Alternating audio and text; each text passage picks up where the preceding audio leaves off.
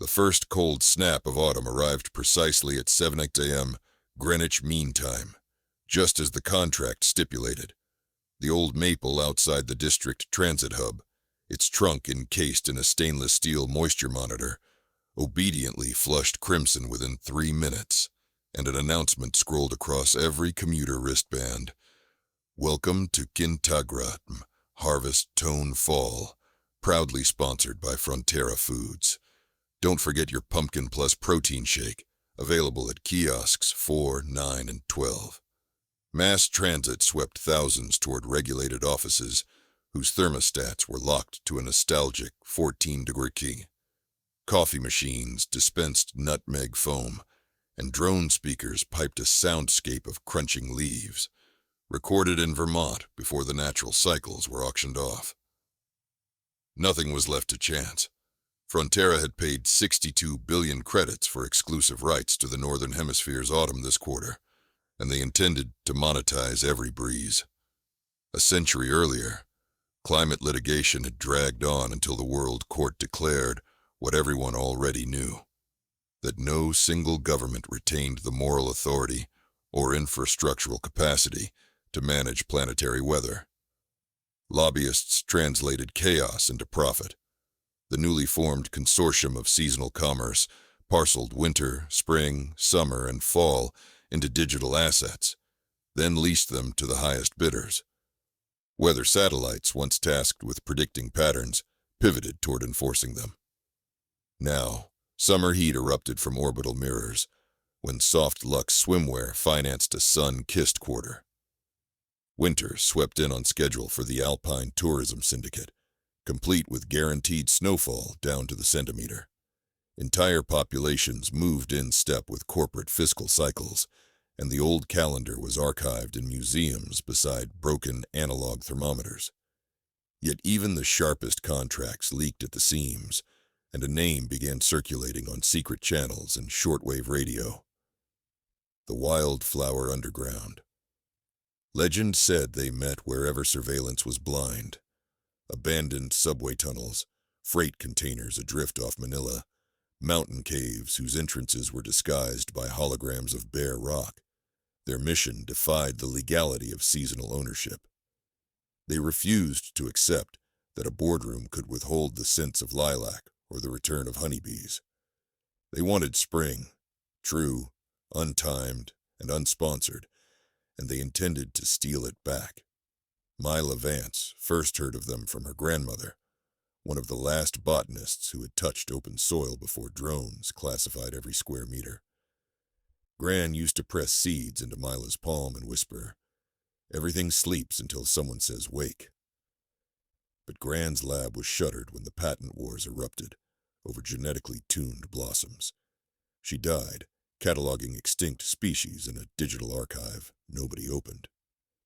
By 23, Myla was a junior compliance analyst for Meridian Climate Enforcement, an ordinary cog certifying that Frontera's maple trees turned exactly 76% red by week 2 of contracted autumn. She checked satellite feeds, flagged anomalies, approved fine calculations against municipalities where foliage lagged. It was dull, meticulous work that paid for rent and synthetic coffee. She might have remained numb forever, if not for an error on Terminal 14B. The feed showed a district in the lower valley, coded Green Zone 6. According to the harvest palette, those slopes should have been painted with somber russet. Instead, they shimmered with impossible color. Tulip, daffodil, and shy crocus heads bursting through leaf litter like fireworks of tenderness. Myla blinked, refreshed the feed, cross-checked the timestamp. It was mid-October. Spring had appeared 5 months early and in the wrong hemisphere. Her instinct was to flag a critical violation, summon enforcement drones, and author a stern notice to the local governor. That was procedure. Yet Myla hesitated, leaning toward the screen as if warmth radiated through the pixels. The petals looked fragile, yes, but urgent too, as if chanting an ancient mantra. Now, now, now. message popped up in the corner of her monitor, an internal ping from Supervisor ID Null. The subject line read, "Walk away." The body contained a single sentence. "The file is archived and quarantined. Your credentials log no entry." Mila's pulse hammered. Somebody had silenced the footage before management could notice. Somebody inside Meridian was protecting the anomaly. She spent the afternoon faking routine keystrokes, but her mind chased possibilities. She left the tower at dusk, stepped into streets awash with holograms of carved pumpkins, and headed for the river, where unauthorized vendors sold black market sky. She'd heard rumors. If you knew the right passphrase, you could rent 5 minutes under unbranded atmosphere, a rectangle of unscheduled clouds. Mila found a stall draped in ragged tarp, laid down 2 days' wages, and uttered the phrase she had decoded from Grand's diaries. "Everything sleeps until someone says wake." A panel slid aside, revealing a young woman with green-dyed hair and soil under her fingernails. Her smile was tired but bright. "You're late," she said, as if they'd always known each other. "Call me Serene." She handed Mila a small sachet, rough linen stamped with the silhouette of a sprouting seed. "Plant them where no camera lingers, then listen." Before Mila could ask more, Serene dipped behind the tarp and vanished through a hatch that folded into blank alley brick. That night, Mila opened the sachet in her rented capsule apartment. Inside lay a dozen seeds, each the size of a tear. They smelled faintly of rain on dust. She placed them on her desk and pulled out Grand's old botanical scanner, banned since the corporate season standardization. The device hummed alive, projecting spectral charts across the wall. Yet the seeds registered no genetic code, as though they embodied an earlier, undocumented era of life. Mila laughed in wonder, then startled herself by crying too, because she understood. These seeds weren't merely flowers, they were sabotage. Within 72 hours, Meridian dispatched drones to the lower valley. Official reports cited a malfunctioning irrigation grid. Viewers saw sanitized footage, workers in haz suits torching vegetation that dared bloom off contract, the Frontera logo blurred in the corner. Mila replayed the broadcast until rage eclipsed her fear. She took the subway to the city's edge, where rusting factories lay beyond sensor range. There, in a patch of dirt between concrete slabs, she knelt beneath indifferent stars and pressed every seed into the earth. She whispered, "Wake." What followed resembled a miracle, both slow and unstoppable. 2 mornings later, buds opened, a shy blue identical to Grand's favorite lithograph. Mila returned nightly, watering them with contraband from street vendors who siphoned rain before it reached corporate filtration. She carried portable jammers that cloaked the site in static. One evening, Serene appeared, boots caked with mud, and knelt beside her. "You did it," Serene murmured. "Now comes phase 2. They led Mila through labyrinthine utility tunnels, humming with forgotten cables.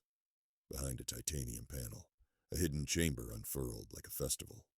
Solar lanterns illuminated rows of seedlings sprouting from recycled coffee cups. The air smelled wet, electrical, alive. A dozen people, grandmothers, ex-engineers, street poets, and one shy accountant, looked up with gentle defiance. This was the wildflower underground. Mila's throat tightened with belonging she had never dared imagine. Elian, the group's unofficial historian, explained their strategy. Every season is enforced by a triangulation of satellites, local climate mod hubs, and seed repression drones loaded with herbicide. But those systems rely on predictive algorithms. They can't combat chaos they never recorded. "Wildflowers," he said, "were perfect agents. Their dormant genomes included instructions for microbursts of pheromones that disrupted data currents in nearby sensors. Blooming en masse, they emitted nanoscopic spores coded to mimic harmless atmospheric dust. Except these spores carried RNA that jammed seasonal enforcement signatures. When enough blossoms opened, the algorithms faltered, unable to distinguish contract temperature from natural flux. Unauthorized spring would ripple outward, cracking the schedule like glass. But they needed scale. A handful of urban planters weren't enough to tilt a hemisphere. They required thousands of seed bombs scattered across rural grids before the next equinox. Mila volunteered before her mind could conjure consequences. These people were her future. Meridian was a cage she had to unlock from the inside. For weeks, Mila lived a double existence. By day, she sat in glass boardrooms revising compliance documents, nodding at talk of maximizing leaf saturation KPIs. By night, she memorized freight routes, rerouted shipments of herbicide to phantom addresses, and smuggled crates of wildflower seeds out the service entrance. She and Seren biked beneath flickering streetlights, hurling clay pellets stuffed with seeds into construction pits and neglected rooftops. She hacked drone patrol schedules so rebel gardeners could dash into public parks, slice sod, tuck in life, and vanish before dawn. Rumor spread beyond the city. Fishermen in coastal towns began to see off-season butterflies skimming the surf. Shepherds on plateau grasslands found lambs nibbling fresh clover in what should have been snow. Everywhere, tiny mutinies sprouted in defiance of least weather. The corporations dismissed it as background noise, anomalies rounding out of quarterly reports. Their arrogance was the rebels' camouflage. Then Meridian flagged an unprecedented data cascade. Satellite 3A over the temperate belt recorded fluctuations in chlorophyll not forecast for another 157 days. Temperature mod stations tried to compensate, but each time they dialed ambient heat down, new blossoms tricked sensors into reading the drop as a malfunction. Fail-safes triggered emergency overrides. Local grids crashed. Screens flickered in offices across the hemisphere as climate dashboards spiraled into nonsense. Frontera convened an emergency compliance council. Mila sat at the long obsidian table, heart like a jackhammer, while executives shouted, "Who is doing this? We paid for exclusivity." The head of security proposed drone sweeps with defoliant warheads. The CFO warned that televised flower burnings during a food brand campaign might torpedo consumer sentiment. Someone suggested buying out the rogue bloom, license the rebellion and repackage it as spring classic flavor teas. Mila realized the council would strangle the future with contracts, if given time. The underground needed a decisive push. That night, she met Seren on the river footbridge, where the city's original stonework still peeked through polymer coatings.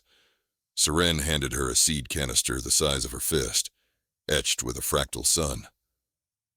"Core batch," Seren said. "Released in the right node, it'll trigger continent-wide bloom.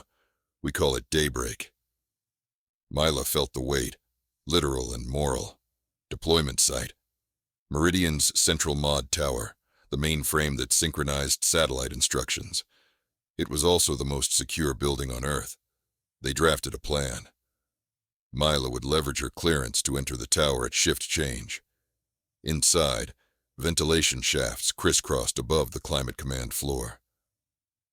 Release the seeds there. Let the air system spread them through every vent and out the rooftop exhaust. From that altitude, spores would hitch a ride on prevailing jets, seeding the stratosphere with encrypted spring. On Equinox Eve, drizzle cooled the streets, though forecasts insisted no rain was scheduled. Mila wore her employee badge, a lab coat hiding the canister, and calm she forged from desperation. Security scanners read her as routine. She ascended 40 stories. At each door, she thought of Gran naming dandelions in Latin, of Seren humming folk songs while mixing clay, of every child who deserved a dawn unsold.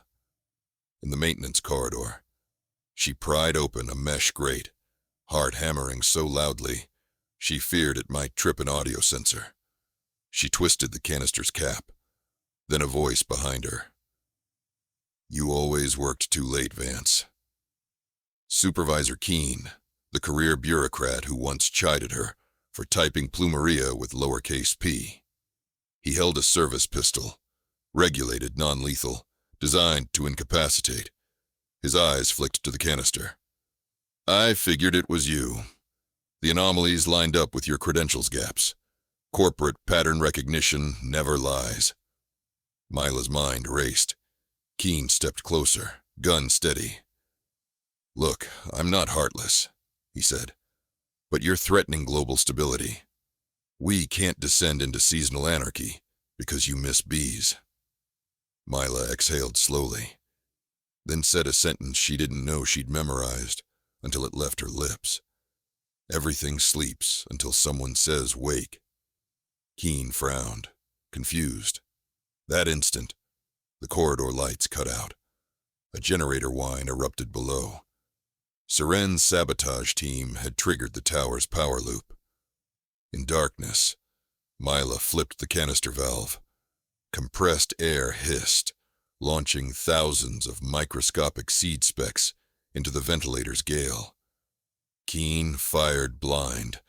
A stun round grazed her shoulder, but she scrambled past him into the stairwell, where emergency strobes pulsed red like a heartbeat. She descended flight after flight, until alarms blurred with her own ragged breath. Outside the tower, the city skyline flickered as grids overloaded, but above, the sky churned with possibility. Clouds, unbidden, began to glow violet with dawn, though it was midnight. Mila collapsed on the pavement, shoulder numb, and watched spores swirl under streetlights like snow reversed. Back in the hidden greenhouse, the underground monitored global feeds. Within hours, buds cracked ice in Scandinavia, jacarandas burst along Australian motorways, and monarch butterflies crossed borders that hadn't existed in their migratory memory for 40 years. News anchors stammered, graphs failed, and somewhere a child in a tower block opened a window and smelled real spring for the first time, never knowing he owed it to a stranger's bleeding shoulder. Corporations sued each other in spirals of absurdity. Who paid for damages when everyone's contract field failed simultaneously? Frontera blamed satellite manufacturers, who blamed pollen filters, who blamed hackers, who shrugged. No algorithm could corral biological insurgency now that seeds had nested into soil reserves, cracked asphalt, and even rooted within fiber-optic junction boxes. The planet's self-repair capabilities, suppressed but not erased, roared awake. Keene testified before an emergency tribunal, his recorded statement a loop of disbelief. "They weaponized flowers," he said, voice trembling. "Flowers." Meridian's stock tanked 87% in a fortnight. Investors fled to commodities less fragrant. Governments convened to discuss reacquiring stewardship of weather, perhaps even dismantling the consortium. Public polls showed 92% of citizens preferred the unauthorized blooms to corporate predictability. And who could trademark the scent of rain on petals that erupted outside every window? In the weeks that followed, Mila's wound healed amid a riot of color.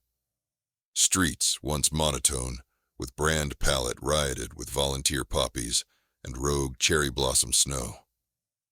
Workers stopped commutes to photograph baby sparrows dangling from stop sign posts. Music returned to parks without scheduled playlists. Wind through reeds sufficed.